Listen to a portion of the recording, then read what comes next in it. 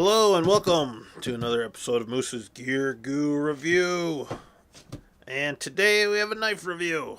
And I am finally doing a knife of this guy. This is the Dajo Badger. Dajo Badger. Now I've done a review before of the Dajo Fire Ant. And you can click the eye in the upper right hand corner to see that. This is the Badger. This is more or less really similar to the Fire Ant. And yeah, so we're going to talk about it. Going to talk to you about this and kind of the brand and the company because it is really kind of hit or miss with some of their products. But this one, I will say, just from the get-go, I do really like this one and I do recommend it because it's a beast and it's just unique and I really like it. So that being said, let's go over some specs. Now, this is only sold on their website, DajoAdventureGear.com, I believe, is the website. And I'll put the website right below here, and I'll leave a link in the description below. But the overall length when closed is 3 inches. And it's 4 millimeters thick, and it weighs 3.2 ounces. The cutting edge looks like about 2.25 inches based on these lines here. So yeah, and like I said, the weight is just over 3 ounces.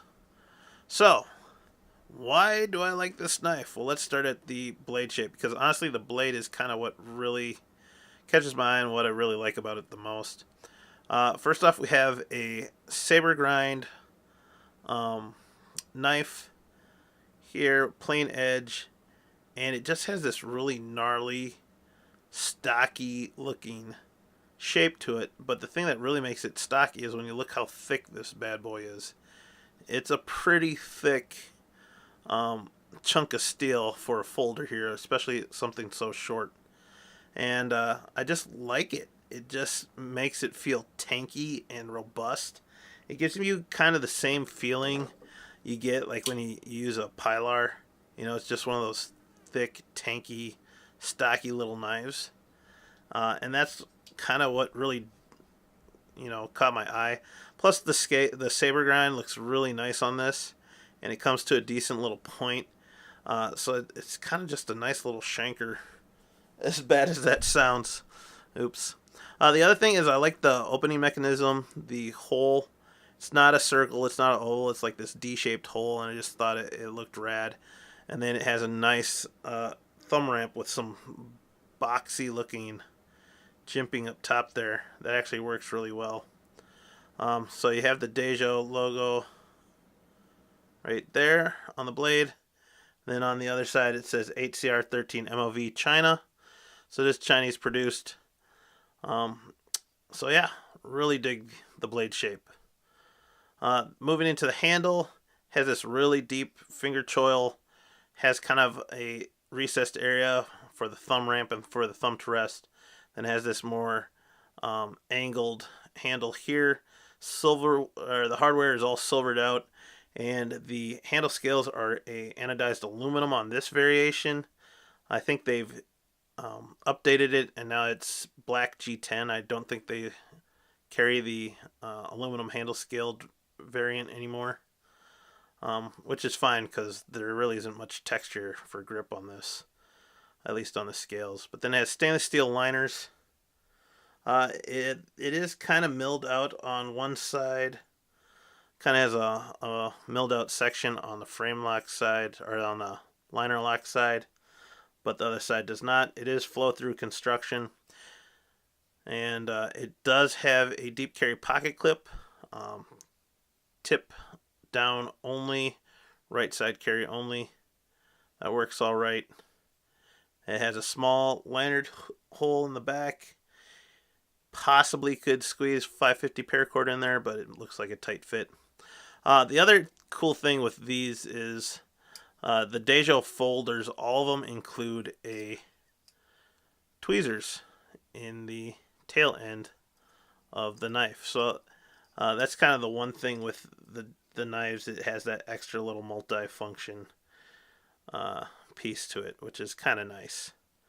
So now that being said, what is this knife designed for? I've talked to the designer, and the designer isn't really 100% a knife guy. He's a really nice guy from Colorado, loves the outdoors. He's more of a backpacker, and so he designs knives based on a backpacker's mentality. He doesn't design them for any other purpose than going out backpacking or just hiking in the woods. Now, that being said, they're not bushcrafty necessarily either, and some of the quality on some of the other models that he makes would not hold up to most knife guys or knife people's standards. But you got to remember, this is a smaller company. He's not really a knife guy, and he's more of a backpacker. And so you really got to kind of be careful with what you choose. That being said, I've seen most of his knives and handled most of them, and this is definitely one of them that I feel comes closest to meeting most of knife people's higher standards. So I do recommend the Badger for sure.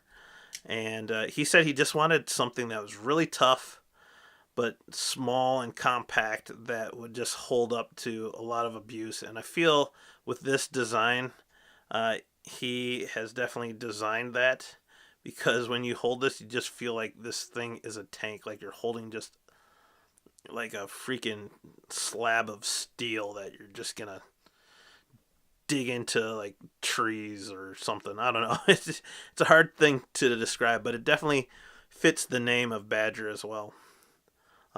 It works great too for cuts. Small blades like this work really well for finer detail work, especially since it comes to the point. And some smaller food prep, cutting through, pepperoni sticks or something. This would probably do just fine. That being said, it is a little bit wider, so it does take takes a good amount of real estate up in the pocket. But like I said, this is just a fun knife to handle. So let's compare it to some other knives, and yeah. So if we just line up the cutting edge specifically on the Pilar, and this has about a 1/4 inch more cutting edge than the Pilar, but if we line up like the handles, you have that. We'll throw out the Spectacle Cat and Kershaw Cryo G10. So there you have it. There's the size comparisons. The Cryo's the longest. The other one's Cat reaches 3 1/4 inches on the blade, or 3.5. Pilar 3.5. 2 1/4. Actually 2.5, 2.5, and then 2 3/4. Handle lengthwise, they're all pretty similar. Obviously, the Badger's the shortest. Looking at the thickness, blade stock looks about the same thickness on the Pilar. Handle-wise, about the same as well. Going to the Cat. Cat is just a hair thinner, I want to say. Handle-wise, fairly similar as well.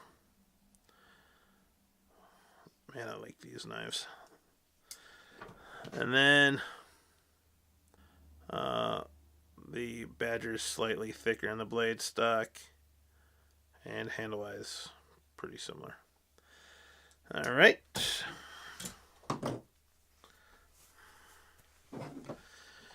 Ugly brown glove test time. So, as far as getting my thumb in the hole, cloth finger can definitely get in the hole and deploy the blade. There is some jimping on the actual liner lock, so it's easy to find and lock in and closed. The anodized aluminum handle scales are pretty slick, so not much grip there, but once you actually sink that finger into that choil and the thumb on the spine, you're actually locked in pretty well. Definitely no forward slide, a little bit of back slide here, so if they could have included a little bit of jimping or texturing into the handle scales or the handle, that would have helped. But nonetheless, it's better to have the knife slip out rather than your hand slip forward, and it's definitely not slipping forward. So very nice. Does it pass? Yes. I say it passes. Passed the ugly brown glove test. Would I give it? Give it a C plus. C plus on the ugly brown glove test. If the handle scales, if I had the G10 version, I'm sure this would not be slick at all, and I'd probably get like a B plus. But other than that, C plus, still passable. Still enjoy it. So there you have it, guys. This is the Badger. Who is this knife for? Anyone who likes a stocky, short budget blade that just feels like it's built like a tank. Yeah, just a fun little knife. At the time of this video, on their website, I believe it was for around $22. So like I said, I'll leave links in the description below. But right now they're only offering up the G10 version, so be aware of that. And it's black G10. But other than that, definitely recommend the Dajo Badger. Alright guys, thank you. Check out these other videos here. Click the subscribe button and click the notification bell. Check in the other eye in the upper right hand corner. Like, comment, share, subscribe, and I'll see you outside. Thank you.